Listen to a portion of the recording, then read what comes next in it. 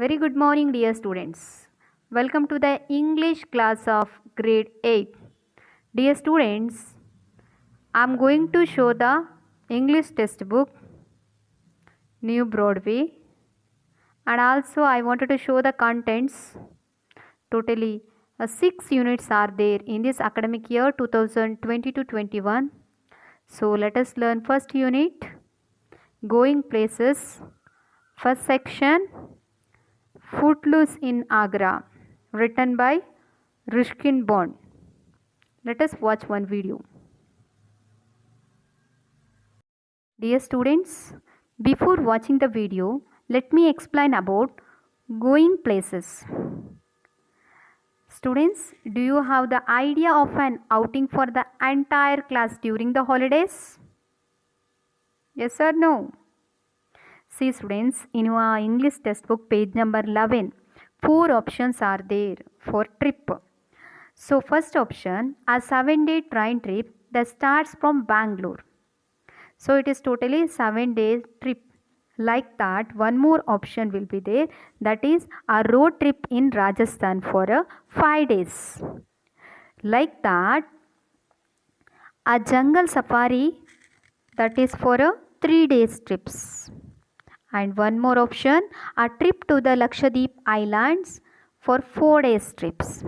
So like that, 4 options are there in your textbook. You have to read and understand which option is best for during the holidays. Means it is best for traveling for during the holidays. You have to understand the places, and also you have to understand the option. So let us watch the video Footloose in Agra.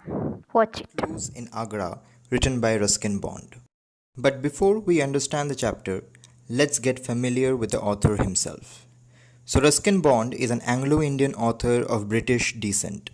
He was born in 19th May 1934 to the parents Edith Clark and Aubrey Alexander Bond in Kasauli, Punjab State Agency under British India. He completed his schooling from the boarding school Bishop Cotton School in Shimla. After completing his graduation in 1950, he moved to UK in 1951 and started living with his aunt. There he wrote his first novel, The Room on the Roof, which was partly based on his life. He won the John Llewellyn Rice Prize in 1957. He later moved to Bombay and then settled in Dehradun, where he wrote articles for newspapers like Pioneer, The Leader, The Tribune and The Telegraph. In the year 1980, Penguin set up its publishing house in India under the name Penguin India, which published his first 2 stories, The Room on the Roof and Vagrants in the Valley, which he wrote in 1956 as a sequel to the first, in one volume, that is as one book, in 1993. It later published his writing in the form of the Best of Ruskin Bond. Bond also went on to add supernatural stories in his list, including the famous story A Face in the Dark. Since then, he has written 500 short stories, essays and novels, and 50 books for children, where most of his works were influenced by his life in the hill stations at the foothills of Himalayas where he spent his childhood. He has also published 3 autobiographies, Scenes from the Winter's Life, Lone Fox Dancing, and The Lamp is Lit. He also won the Sahitya Academy Award in 1992 for Our Tree Still Grows in Dehra. He won Padma Shri in 1999 and Padma Bhushan in 2014. Moving on to the story can be termed as a travel literature which is taken from his journal and is based on real accounts of his visit to Agra while living in Delhi in the year 1960.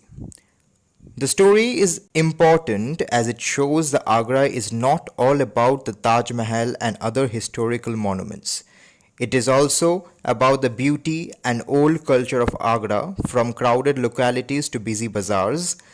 Also, it concludes that Ruskin Bond's portrayal of Taj Mahal is a feast for the imaginative eyes of one who has never visited the monument. As the story is based on the year 1960, it shows the laid-back nature of the people of non-metropolitan city of that time. a city which has not yet been touched by the modern culture and hence enjoys the simplest of things. The story opens with the author traveling in a rickshaw, which shows the simplistic culture of the society. The author says that the rickshaw puller drives carelessly and sings throughout the way without pedaling, maybe because he was driving downhill. The author also introduces us to the common house trees as he strolls down the roads of Agra. He also says that he was astonished at the sight of the filled sky, as it was not something that was common in Delhi. The rickshaw puller replies that it is common and there are competitions held every Sunday without even looking up to the sky, as it was a common sight to him. This shows that something is only beautiful as long it is rare. The rickshaw puller also suggests the author to visit the Taj Mahal, as it is one of the famous historical monuments in India, and maybe he was proud to belong to such a city. The author agrees to visit the monument, ignoring his lunch, which may show his inclination to the cultural heritage of a state. But he says that when he reaches Taj, the reflection of the Taj does not allow him to enjoy the beauty of the monument. He then enters the monument and explores the interior. He enjoys the dimly, naturally lit chambers and the river banks and the gardens with the flora and the fauna. He introduces the beauty with the different types of birds that are attracted to the garden. He follows one of the peacock which was wandering in the garden and meets a boy who offers him a hard green plum fruit. He was traveling in Agra and goes to see the Taj Mahal upon the rickshaw puller's advice. There he meets a boy in the garden who offers him a hard green plum fruit. The boy tells him that it is the fruit of the Ashoka tree from the garden. The author was astonished and asks if people are allowed to do so. The boy replies with a grin, a proud smile.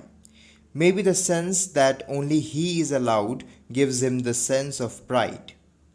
He goes on to explain that he lives close by, and because his father is a head gardener, he comes here every day. The boy also says that he is more interested in the people who comes to visit than in the monument itself. This explains how things loses its value over time if seen or used in a regular way.